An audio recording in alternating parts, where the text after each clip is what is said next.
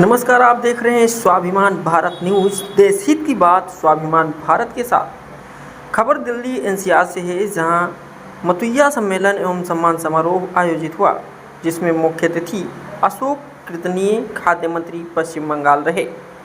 हजारों की संख्या में मतुया भक्त द्वारा फूल माला एवं भगवान श्री शांति हरि की फोटो देकर सम्मानित किया गया। इस कार्यक्रम में संपूर्ण भारत से अलग अलग राज्य के हरि मतुया दल के दलपति को खाद्य मंत्री अशोक कीर्तनीय के हाथों अंग वस्त्र उड़ाकर सम्मान किया गया। इस महासम्मेलन में पश्चिम बंगाल के कैबिनेट मंत्री अशोक कीर्तनीय ने क्या कहा, आइए देखते हैं हमारे संवाददाता देव विश्वास की खास रिपोर्ट। বুঝতে পারেননি যে আমরা নিজ দেশে পরবাসী হয়ে গিয়েছিলাম। সেই যে রক্তক্ষরণ শুরু হয়েছিল, সেই রক্তক্ষরণের শেষ হয়েছে 2019 সালে সিএবি বিল এনেছিল এবং তারপর 2024 সালে সেই সিএবির পাস হলো এবং আমার সমাজের মানুষকে আছে ভারতবর্ষের বিভিন্ন জায়গায় নাগরিক হতে পারছে।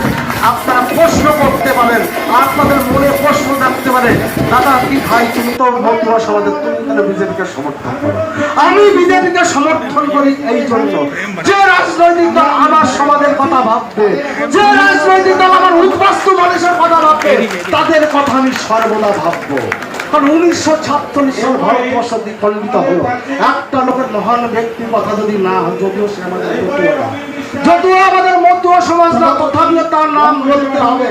আজকে বিশেষ করে যারা আমাদের পূর্ববঙ্গ থেকে বা বাংলাদেশ বা পূর্ব পাকিস্তান থেকে যারা আমরা পশ্চিমবঙ্গে এসে বসতি স্থাপন করে আছি আমরা, তারপর তো পশ্চিমবঙ্গ থেকে ভারতবর্ষের বিভিন্ন রাজ্যে আমরা আমাদের রুটি রুজির জন্য পৌঁছেছে, সেখানে আমরা প্রতিষ্ঠিত হয়েছি যে যার কর্মক্ষেত্রে।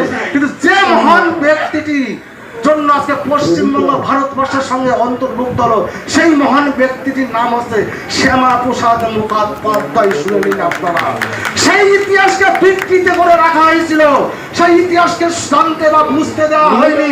শ্যামাপ্রসাদ মুখার্জির নেতৃত্বেই পশ্চিমবঙ্গকে ভারতবর্ষের সঙ্গে অন্তর্ভুক্ত করা হয়েছিল এবং শ্যামাপ্রসাদ মুখার্জি সেই সময় কংগ্রেসকে বলেছিল, তোমরা ভারতবর্ষকে দ্বিখণ্ডিত করেছ, আমি পাকিস্তানকে দ্বিখণ্ডিত করেছিলাম, অর্থাৎ পাকিস্তানকে ভেঙে পশ্চিমবঙ্গকে ভারতবর্ষের সঙ্গে অন্তর্ভুক্ত করা হলো।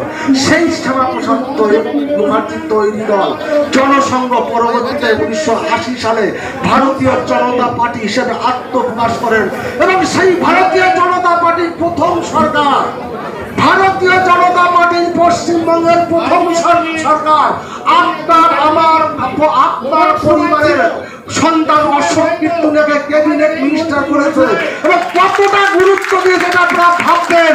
3 জন মিনিস্টারের ভিতর শপথ বাক্য পাঠ করিয়েছে অত বড় ব্রিগেড প্যারেড গ্রাউন্ডে, যেখানে লক্ষ লক্ষ মানুষ, যেখানে ভারতবর্ষের যতগুলো মুখ্যমন্ত্রী ছিল, প্রত্যেকটা মুখ্যমন্ত্রী, স্বরাষ্ট্রমন্ত্রী সবাই সেই প্রেসিডেন্ট ছিলেন, সেটা আপনারা দেখেছেন।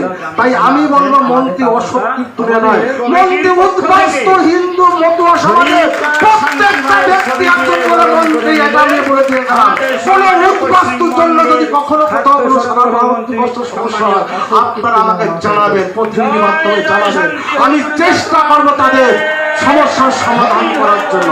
আর এখানে দাঁড়িয়ে একটা কথা আমি চিন্তা আপনাদেরকে বলে আছি, 2024 সালের 31শে ডিসেম্বর পর্যন্ত যারা ভারতবর্ষে এসেছে, একটি ব্যক্তি উদ্বাস্তু হিন্দু সমাজের মানুষ, একটি ব্যক্তি ভারতবর্ষ থেকে অন্য কোনো দেশে যাবে না এবং কোনো ব্যক্তি ভারতবর্ষের নাগরিকত্ব থেকে বঞ্চিত হবে না। এবং আপনাদের মনে স্পষ্ট জাগছে যে সিএতে তো আমরা নাগরিকত্ব পাচ্ছি না। আমি আজকে এসে সেটা জানতে পারলাম। পশ্চিমবঙ্গের ব্যাপারটা আমি জানি, পশ্চিমবঙ্গে আমার সিএর ক্যাম্প চলছে 1 বছর ধরে। আমি আমার পকেটের টাকায় সিএর ক্যাম্প চালাচ্ছি, যদিও সেই ক্যাম্প থেকে শুধু ভাবতে না মতুয়ারা আসে, যারা উদ্বাস্তু সম্প্রদায়ের মানুষ। 1 বছর ধরে আমি 3খানা স্টাফ থেকে সিএর ক্যাম্প চলছে আমার, সমগ্র খরচা দিয়ে আমি সেই সিএর ক্যাম্প চালাচ্ছি, শুধু এই উদ্বাস্তু সম্প্রদায়ের নাগরিকত্বের জন্য।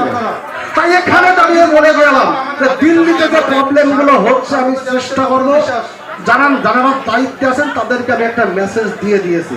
কিন্তু একটা কথা আপনাদের কাছে বলে দিয়ে যাব, যাদের এসআইআর এর নাম বাদ গিয়েছে তারা কিন্তু সবাই সিএতে অ্যাপ্লিকেশন করবে, দিল্লিতে করবেন এবং আপনার আত্মীয় স্বজন পশ্চিমবঙ্গ যে যেখানে আছে, আপনাদের আত্মীয় স্বজন পশ্চিমবঙ্গের যে যেখানে আছে, যার যেখানে রিলেশন আছে, প্রত্যেককে বলবেন সিএতে অ্যাপ্লিকেশন করাতে। এত সহজে না, বিশ্বের কোন দেশ এত সহজে নাগরিকত্ব দেয়নি। আজকে যদি আমরা দৃঢ়চিত্তে বলতে পারি, মানবিক দিক থেকে যদি আমরা বলি নাগরিকত্ব দেওয়ার ক্ষেত্রে যদি বিশ্বের কোন নোবেল কমিটির কোন জায়গা থাকে যে নাগরিকত্ব দেওয়ার ক্ষেত্রে নোবেল কমিটির যদি জায়গা থাকে, আমি গর্বের স্বরে আমি বলবো নোবেল কমিটিকে যে আপনারা আমাদের প্রধানমন্ত্রী নরেন্দ্র মোদীকে আপনারা নোবেল দিন। কারণ যতটা সহজ মানে একটা উদ্বাস্তু সম্পদের কপালে যে অভিশাপটা লিখে দিয়েছিল, সেই অভিশাপ থেকে আপনারা মুক্তি দিয়েছেন বিজেপি গভর্নমেন্ট। তাই বিজেপি গভর্নমেন্টে যারাই আছেন সবাইকে আমি বলবো, বিশেষ করে সম্মানীয় আমাদের স্বরাষ্ট্রমন্ত্রী অমিত শাহকে ধন্যবাদ জানাবো যে এই সম্প্রদায়ের যে কত বড় উপকার করেছে আপনারা উপলব্ধি করতে পারবেন না। যে যন্ত্রণা 1947 সাল থেকে শুরু হয়েছিল যে রক্তকরণ, সেই রক্তকরণটা শেষ হয়েছে 2024 সালে। আপনারা হয়তো নাগরিকত্ব পাননি, কিন্তু সময় লাগবে, নাগরিকত্ব আপনারা পাবেন। আর এখানে দাঁড়িয়ে যারাই আছেন, যে যেখানে আছেন, বিভিন্ন প্রদেশ থেকে আপনারা এসেছেন, একটাই বার্তা, একটাই এজেন্ডা, যতদিন বিজেপি পার্টি থাকবে আমরা উদ্বাস্তু মতুয়ারা বিজেপি পার্টিকে সমর্থন করব এই জন্য যে বিজেপি পার্টি আমাদের কপালে অভিশাপ থেকে মুক্তি দিয়েছে নাগরিকত্ব দিয়ে। বক্তব্য দীর্ঘায়িত করবো না, সবাইকে একটা বার্তা দিয়ে যাবো যে আপনাদের কাছে আমি এসেছি ভিক্ষা চাইতে, হাত ভরে ভিক্ষা।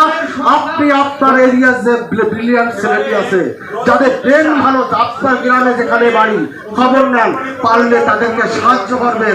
এবং আমাদের আরো অনেক বড় লক্ষ্য আছে, সেটা আমি ওপেন মিটিং এভাবে প্রকাশ করবো না, শুধু এই কথাই বলবো, যদি এই সমাজকে এগিয়ে নিয়ে যেতে চান, যদি গুরুচাঁদের যদি এতটুকু ঋণ শোধ করতে চান, এই কাজটুকু আপনারা করবেন। একটা সব বাচ্চাকে আজ সিলেট যদি কোনো ক্যাম্প করতে কোনো সমস্যা, আমি এখানে বলে দিয়ে যাচ্ছি, যদি কোনো সমস্যায় কোনো উপকরণের দরকার হয় আপনারা মেসেজ পাঠাবেন, আমি বেঙ্গল থেকে এখানে ক্যাম্প করার ব্যবস্থা করে দেবো।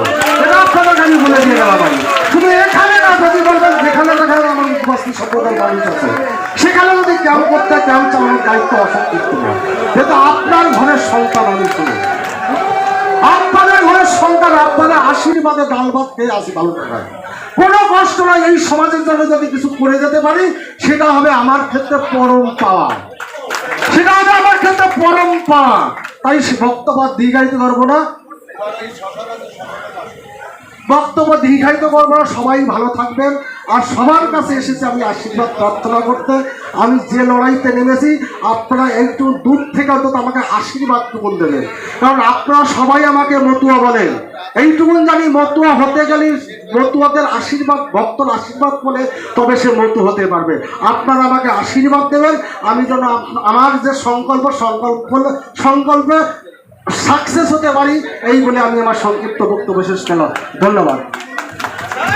मैं हूं देव, आप देख रहे हैं स्वाभिमान भारत। इस वक्त मैं दिल्ली में एनसीआर में मौजूद हूं। मैं आपको बताना चाहूँगा, अशोक कीर्तनिया जी जो आज मौजूदा नया वेस्ट बंगाल से एक कैबिनेट मंत्री है, और जो दिल्ली में जो प्रोग्राम रखा गया है मोतुआ महासम्मेलन को सम्मान के साथ में, स्वागत के साथ में, यहाँ बहुत ज़्यादा मात्रा में आज हरिभक्त इकट्ठा हुआ है। मेरे पास सिर्फ 2 शब्द है। आज हरिभक्त जितनी भी है मोतुआ संघ में पूरी भारत में बिखरा हुआ है। एक तरह से अगर देखा जाए तो ये घुमंतों की तरह घूम रहा है अभी, जो कि गुरुचांद ठाकुर का एक इच्छा थी और उनकी एक दिशा था। जो हम लोग पिछड़े हुए हैं उनको आज़ादी मिलेंगे, और हर जगह में हमें उसका जो गवर्नमेंट की तरफ से जो प्रोसेस है उसको क्लियर, जो कि आज पीड़ित नजर आ रहे हैं।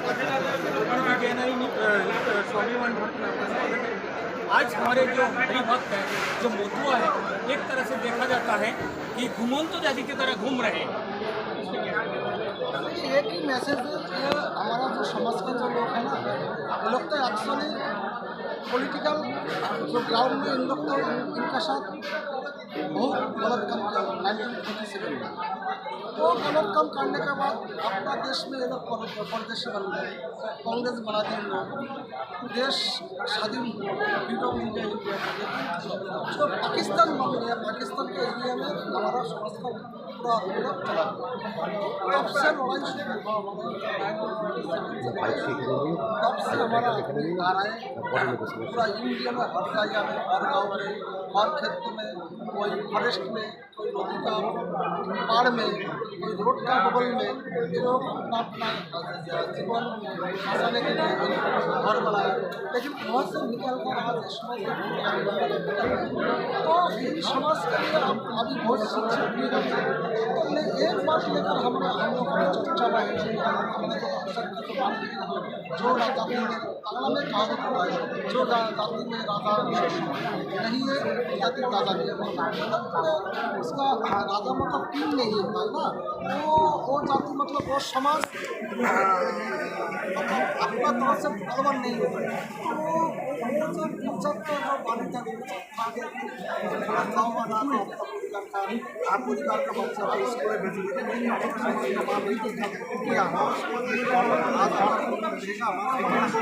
कोई समस्या किसी नहीं, हमारा समाज कोई समस्या मतलब जाएगा पॉलिटिकल ग्राउंड पॉलिटिकल ग्राउंड में जाने के लिए আমরা पॉलिटिकल मूवमेंट वाला गवर्नमेंट को चलाता है, हमारा एक ही